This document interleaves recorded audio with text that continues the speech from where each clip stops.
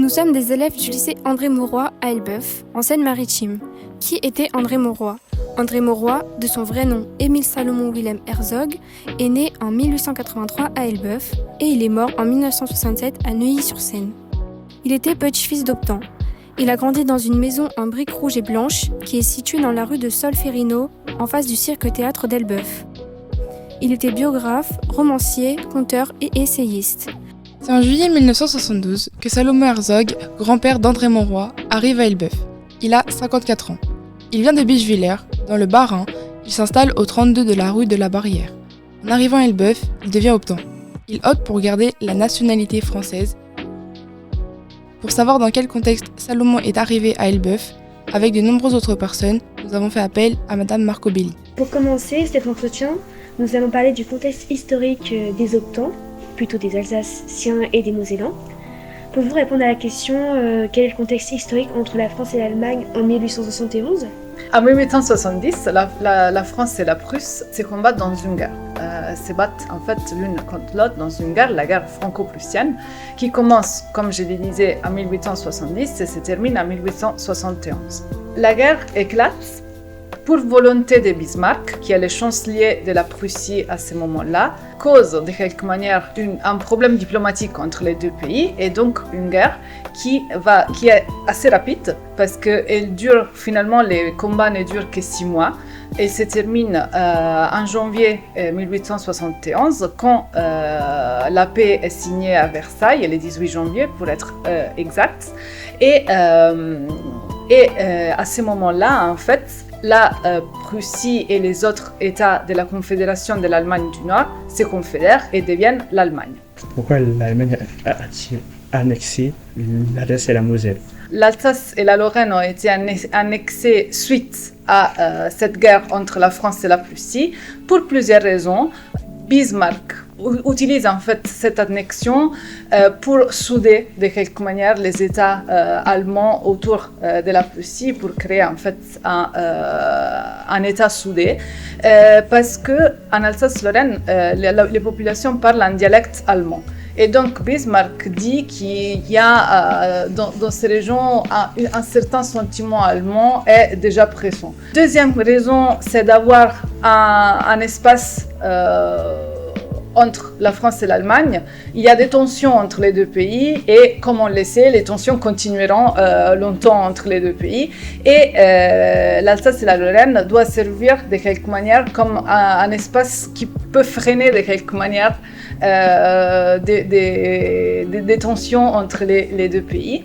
Et troisième chose qui est liée à celle que je viens de dire, dans l'Alsace et la Lorraine, il y a beaucoup de fortifications, des villes fortifiées comme Colmar, comme Metz, comme Strasbourg. Et donc, c'est vraiment des raisons stratégiques et militaires qui poussent Bismarck à vouloir annexer ces régions-là. Et troisième raison, c'est une volonté d'humilier la France et de lui enlever des régions qui sont très riches en ressources, comme par exemple les fers et les charbons. Sous quel régime l'Allemagne et la France étaient-elles ?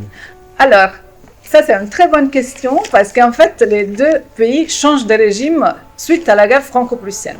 En 1871, l'Allemagne, plus ou moins comme la connaît aujourd'hui, est unifiée et devient un empire. C'est celui qu'on appelle le Second Reich, le deuxième empire, avec comme chancelier Otto von Bismarck, dont on a parlé jusque-là, et comme empereur Guillaume Ier. En France, la France arrive dans la guerre franco-prussienne en étant un empire, sous Napoléon III. Et suite à la défaite brûlante du début de 1871, la République est proclamée, la Troisième République est proclamée. Donc, pendant les combats, la France devient une république parlementaire. Adolphe Thiers est les premiers ministres. Merci beaucoup Madame Marcobelli. Nous avons donc vu le contexte historique de cette période. Maintenant, nous allons voir qui sont les optants et pourquoi ont-ils fait ces choix. Dans un premier temps, pouvez-vous nous dire pourquoi n'y a-t-il que 2 choix possibles, l'Allemagne ou la France ? Alors, il n'y a que des choix possibles parce que donc, on est dans une région française qui est annexée par l'Allemagne. Donc en fait, d'office, par défaut, la population devient allemande. Les traités de Francfort du 10 mai 1871 laissent à la population d'Alsace-Lorraine la possibilité de garder en fait la nationalité française. La législation de l'époque ne prévoyait pas, dans plusieurs États européens, ne prévoyait pas une double nationalité. Donc en fait, il fallait choisir entre les deux. Et d'ailleurs, vu que, comme je le disais tout à l'heure, Bismarck veut que ces États deviennent des États allemands à tous les effets, ils veulent de quelque manière se libérer des éléments plus patriotiques, plus fidèles à la France qui sont présents dans ces deux régions. Donc plutôt pour avoir une région homogène du point de vue de la nationalité. D'accord. Et pouvez-vous me définir concrètement le terme optant? Oui, donc optant, justement, ça vient d'option, qui ça veut dire avoir des options, avoir des choix. C'est un terme qui a une origine latine, optare, en latin, ça veut dire choisir, faire un vœu. Donc en fait, les optants sont ceux qui ont fait un choix. D'après nos recherches, les optants sont des personnes originaires d'Alsace-Lorraine qui ont choisi de rester français après que leur région ait été annexée par l'Allemagne en 1871. Comme ils ont refusé la nationalité allemande, ils ont dû quitter leur territoire et aller s'installer dans d'autres villes françaises, comme Elbeuf. Les optants étaient près de 2000 à Elbeuf. La plupart des optants étaient jeunes, entre 20 et 40 ans. Souvent, ce sont les hommes qui partent en premier, puis leurs familles les rejoignent. Les métiers qu'ils faisaient étaient principalement dans le textile, artisanat ou bien comme ouvriers. On trouvait aussi des commerçants, mais cela était plus rare. Enfin, les optants venaient principalement des classes populaires et moyennes, même si certains n'étaient pas riches. Les optants avaient une bonne volonté de s'intégrer et de participer à la vie locale. Il y a en tout 165 femmes et 287 hommes dans les registres que nous avons étudiés. Certains d'entre eux étaient très jeunes, comme Jean-Aimé, qui avait 1 an, et la personne la plus âgée est Anne-Marie, harniste, qui a 74 ans. Pourquoi les optants ont-ils choisi de devenir français et de même pourquoi certains ont choisi l'Allemagne plutôt que la France? Y avait-il des avantages à avoir? Déjà, il n'y a pas certains Alsaciens-Lorraine qui choisissent de devenir allemands, c'est la plupart. On parle de 130 000 Alsaciens-Lorrains qui choisissent de rester français et qui partent de l'Alsace-Lorraine. En tout, il y a autour de 500 000 optants, donc français qui décident, Alsaciens-Lorraine qui décident de rester français, mais l'Alsace-Lorraine est peuplée par 1 500 000, presque 60 000 habitants. Donc en fait, tout le reste, c'est des personnes qui restent allemands. Donc pas certains, mais beaucoup de monde. Pour plusieurs raisons. Les traités de Francfort prévoient qu'on peut garder la nationalité française, mais à une condition. Il faut laisser l'Alsace-Lorraine. Donc les optants, les Alsaciens-Lorrains qui décident de rester français doivent très rapidement, avant octobre 1872, quitter le territoire. Vous comprenez que c'est pas tout simple de quitter sa maison, ses proches, ses amis, son travail. Donc en fait, je pense que dans la plupart des cas, les personnes qui décident de prendre la nationalité allemande, donc de garder cette possibilité, ce sont des personnes qui le font pour des raisons pratiques. Ils n'ont pas les moyens, ils n'ont pas envie de tout laisser tomber. Il y en a qui restent allemands pour des raisons religieuses, parce qu'en fait, l'Alsace et la Lorraine sont des régions protestantes, un gros pourcentage de protestants, et l'Allemagne est protestante, est plutôt protestante, tandis que la France est un pays catholique. Donc en fait, pour affinité religieuse, ils décident qu'ils sont mieux dans l'Empire allemand plutôt que dans la République française. On vient au choix de ceux qui choisissent de devenir français parce que c'est plus intéressant. Est-ce qu'ils avaient des avantages? Oui et non. Il y a beaucoup de jeunes entre 17 et 21 ans. Pourquoi? Parce que en fait, s'ils restent en Allemagne, ils doivent faire les services militaires. Donc en fait, il y a 50 000 jeunes entre 17 et 21 ans qui choisissent de garder la nationalité française et d'aménager en France pour échapper au service militaire. Il y a des personnes qui ont des bons boulots, qui sont par exemple des fonctionnaires, donc ils dépendent de l'État français. Et ces personnes-là sont des personnes auxquelles souvent on permet de continuer leur travail en France. Il y a aussi des personnes auxquelles on propose des terres. Il y a aussi bien sûr des personnes qui les font par croyance nationaliste, donc des personnes qui se sentent françaises et qui donc décident d'aménager en France parce qu'elles veulent de toute manière rester françaises et habiter en France. Pourquoi viennent-ils à Elbeuf ? Ils viennent à Elbeuf car beaucoup d'entre eux travaillent dans le textile, dont la laine. Il faut savoir que Elbeuf est une ville où l'industrie du textile est déjà très répandue. La plupart de ces patrons viennent à Elbeuf pour ne pas avoir de droits de douane. Mais quel est le problème avec ces droits de douane ? Eh bien, l'Alsace et la Moselle, n'étant plus en France mais en Allemagne, des taxes sont imposées aux importations des produits venant de ce pays. De plus, la majorité des clients de l'industrie du textile se trouvent en France.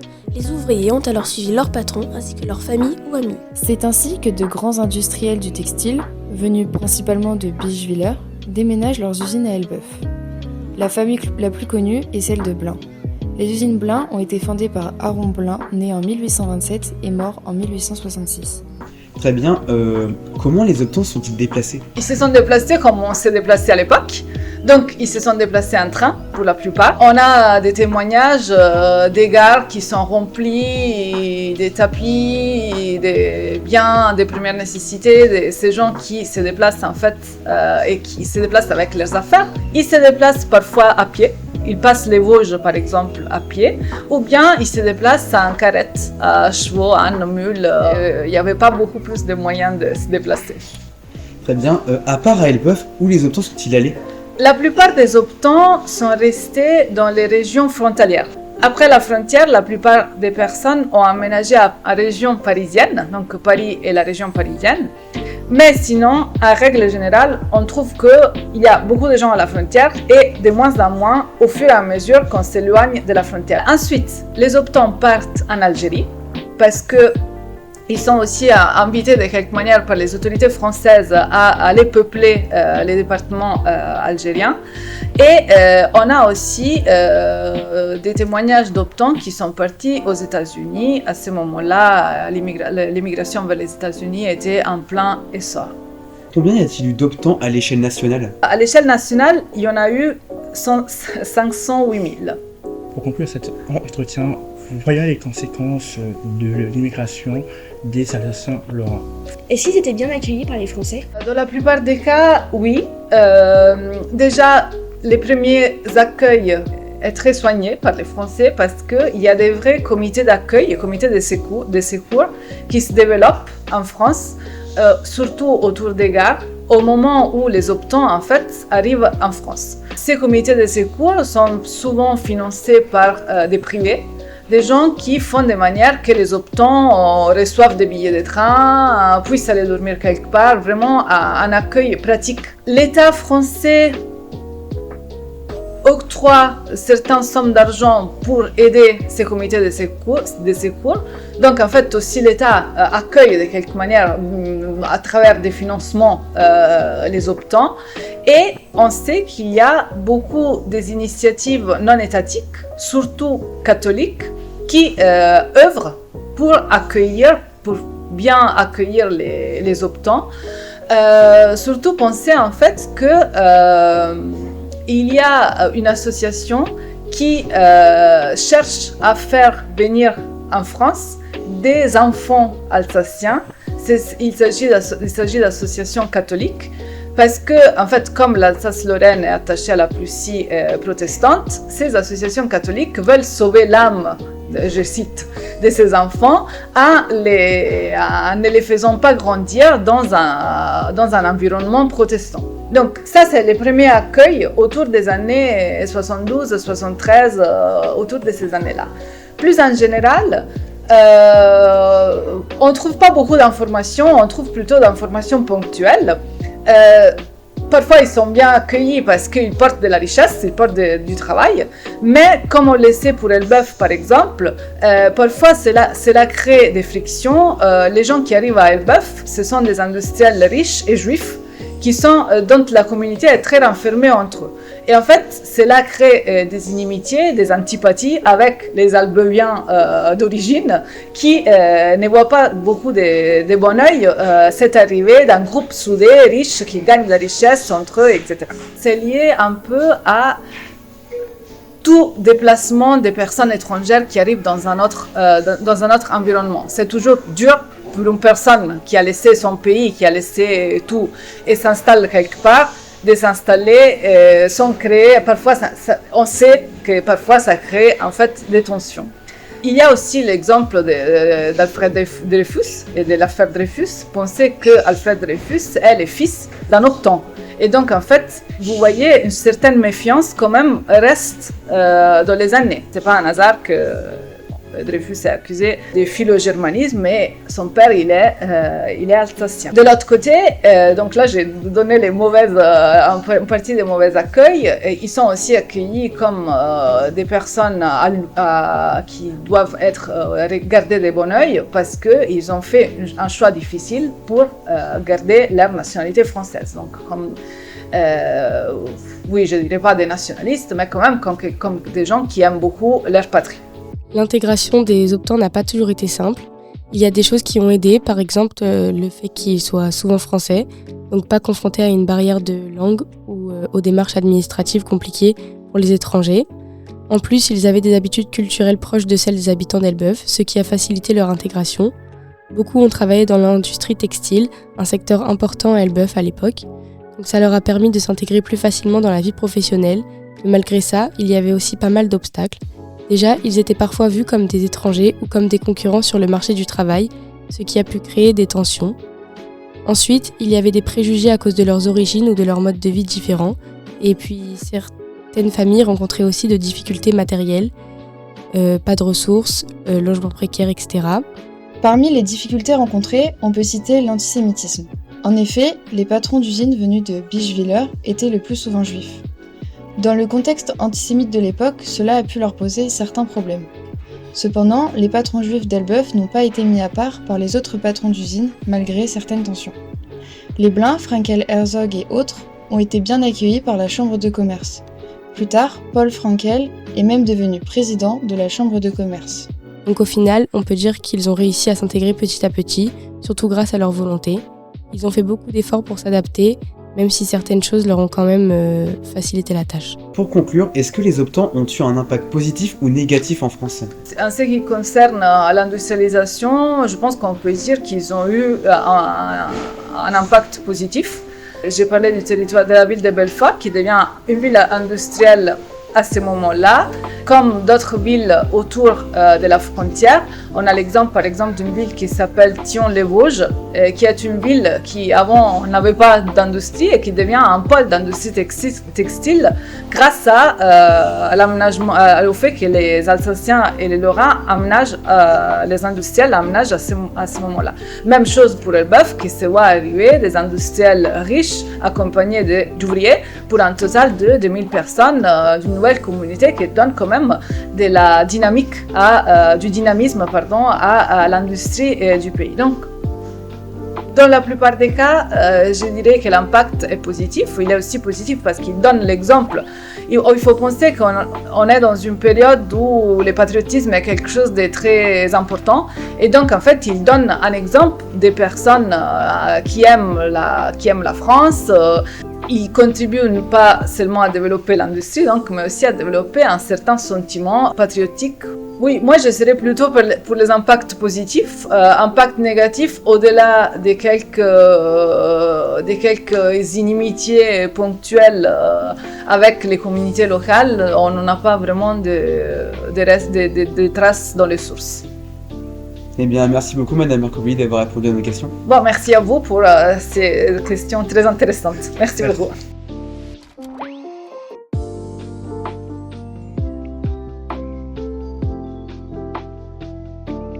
Alors, dans les sources incontournables, on retrouve bien évidemment les registres de délibération municipaux. ici des années 1880. Alors c'est particulièrement intéressant pour l'année 1884, avec l'année de l'élection au suffrage universel des maires, dans lesquels on retrouve des noms justement d'optants, tels que Frankel, notamment, ici dans ce registre du 25 juillet 1884, et qui nous dit quelque chose de l'implication progressive justement des optants dans la vie publique, la vie politique, économique, jusqu'à occuper des fonctions politiques de premier rang pour les industriels des draps de laine justement que l'on connaît ici à Elbeuf, les Blin et Blin et les Frankel Herzog. Les familles d'optants ont aussi participé à la défense de leur pays pendant la Première Guerre mondiale. Sur le monument aux morts d'Elbeuf, on retrouve les noms de 23 descendants d'optants. Parmi eux, Charles-Victor Houtz, employé de commerce, père de 3 enfants, mort le 10 septembre 1916 à l'Hôtel-Dieu de Rouen, des suites d'une maladie contractée en service. Le cousin d'André Mauroy, André William Frankel, sous-lieutenant au 18e bataillon de chasseurs à pied, meurt au combat, à 20 ans, le 4 mars 1915, à Minocourt, dans la Marne. André Mauroy fait lui aussi partie de ceux qui participent à la guerre. Au cours de la Première Guerre mondiale, le sergent Émile Herzog est attaché comme interprète à la mission militaire française attachée au corps expéditionnaire britannique. Émile Herzog, malade, est rapatrié au Havre en février 1916. Suite à sa sortie de l'hôpital, il est affecté temporairement au quartier général de la base britannique, au Havre. Il est jugé inapte au service des armées rendu par la commission de réforme. Malgré cela, il souhaite retourner sur le front avec l'espoir de passer officier. Il est nommé officier interprète de 3e classe à titre temporaire en juillet 1918. Il utilisera alors ses souvenirs de guerre dans sa carrière d'écrivain, avec par exemple le roman Les silences du colonel Brambell, publié dès 1918.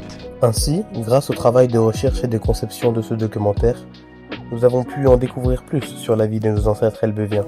Nous en avons également appris plus sur les optants, le contexte par lequel ils sont arrivés, les raisons, les moyens de déplacement et les impacts sur leur vie, mais aussi sur la vie des régions où ils ont émigré et pourquoi ils ont choisi la France en 1871 et 1872. Nous remercions l'ensemble de l'équipe enseignante qui nous a encadrés, mais aussi Madame Marcobelli, historienne à l'Université de Rouen, et Madame Moello, conservatrice du musée, de la Corderie Valois et de la Fabrique des Savoirs à Elbeuf, qui ont tous deux répondu à nos questions.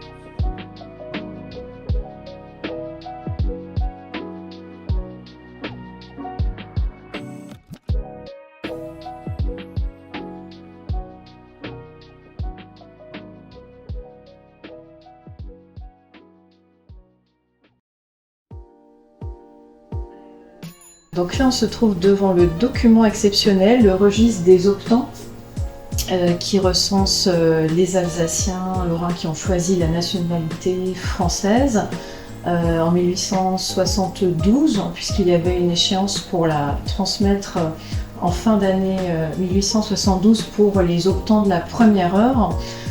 Et cela permet à la mairie de transmettre ce registre à la préfecture qui elle-même le transmet au ministère de la Justice et aux autorités allemandes. Sur cette page, justement, on voit figurer les fondateurs de l'usine Blin et Blin à Elbeuf, qui ont choisi pour des raisons patriotiques, économiques, de transférer leur activité de production de laine cardée à Elbeuf, où on produisait également de la laine cardée de qualité et dans une région aussi placée à proximité de la capitale et sur l'axe Seine ouvert sur le monde, où on peut donc à la fois acheminer les matières premières et puis écouler les produits finis. Donc une place hautement stratégique. Après, ce qui est intéressant, c'est que l'on voit à la fois les noms, le lieu de naissance, la date de naissance, une adresse qui semble être l'adresse à Elbeuf, qui pose la question, étant donné le nombre d'adresses similaires, d'une adresse de recensement, et enfin la date à laquelle ils ont opté pour la nationalité française. Et ça nous permet en fait de voir la diversité des trajectoires derrière cette masse anonyme, la diversité aussi de métiers et à la fois des femmes qui apparaissent qui peuvent être des veuves de patrons industriels, qui peuvent être des célibataires qui viennent ici pour le travail, notamment dans le domaine de la domesticité, des tâches domestiques. Et donc aussi, par ce registre, on peut rendre visible l'invisible dans cette multitude de portraits et de trajectoires. Ce jour-là, on était à la Fabrique des Savoirs pour travailler sur les archives des optants. On nous a donné des feuilles avec des noms et prénoms et notre rôle, c'était de relever des informations comme l'âge, le lieu de naissance ou d'autres détails importants. On devait bien lire les documents, rester concentré et faire attention aux erreurs. C'était un travail de prise d'information où il fallait être attentif et organisé.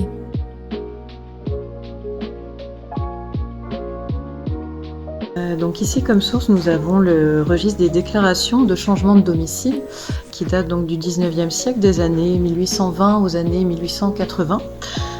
Et donc les habitants elbeviens et elbeviennes devaient faire part, dans le cadre du Code civil, de leur changement de domicile. Et c'est à partir de 1871 que l'on peut retrouver les optants, donc ceux qui ont choisi la nationalité française après l'annexion de l'Alsace et de la Lorraine par l'Allemagne. Avec un accroissement aussi des recensements, on le verra sur une autre source, entre avril et septembre, étant donné l'échéance de recenser les optants en septembre de 1872. Et donc c'est à partir de cette source assez foisonnante que l'on peut retracer des trajectoires de vie, de migration de l'Alsace vers la Normandie, avec des informations bien sûr telles que la date, l'âge, la profession, l'adresse. Donc ici par exemple j'ai l'exemple de Julien-Henri Dreyfus. Ce jour, 7 octobre 1871, devant le maire de la ville d'Elbeuf, donc s'est présenté le sieur Dreyfus Julien-Henri, âgé de 21 ans et demi, licencié en droit, clerc de notaire, né à Wissembourg, dans le Bas-Rhin, précédemment domicilié à Strasbourg, et lequel a déclaré résider en la ville d'Elbeuf depuis le 15 juin dernier, opté pour la nationalité française, et fixé son domicile au lieu rue Henri, numéro 27. Pour pouvoir utiliser les recherches que nous avions faites aux archives, nous avons recopié tous les noms, prénoms, sexes, âges et communes d'origine des optants dans un fichier Excel. Pour savoir qui étaient les optants installés à Elbeuf, nous avons travaillé avec Madame Bérubé, notre professeure de sciences de gestion et numérique. À partir du fichier Excel des optants, nous avons fait des statistiques et construit des graphiques. Pour retrouver les descendants d'optants qui sont morts pendant la Première Guerre mondiale, nous avons comparé les noms présents sur le monument aux morts d'Elbeuf et ceux de notre fichier Excel. Pour retrouver plus d'informations, nous avons utilisé le site Mémoire des Hommes qui donne la liste de tous les Français morts pour la France. Notre objectif principal était de trouver s'il y a des noms d'optants au conseil municipal. Pour cela, nous avons consulté les registres de ce dernier. Pour obtenir plus d'informations, nous sommes allés aux archives, là où certains d'entre nous ont consulté un livre d'histoire locale écrit par Henri Saint-Denis, qui s'est occupé de traduire l'ancienne écriture des registres à une écriture moderne dans son livre. C'est finalement dans ce livre qu'on a retrouvé des noms d'optants au conseil municipal.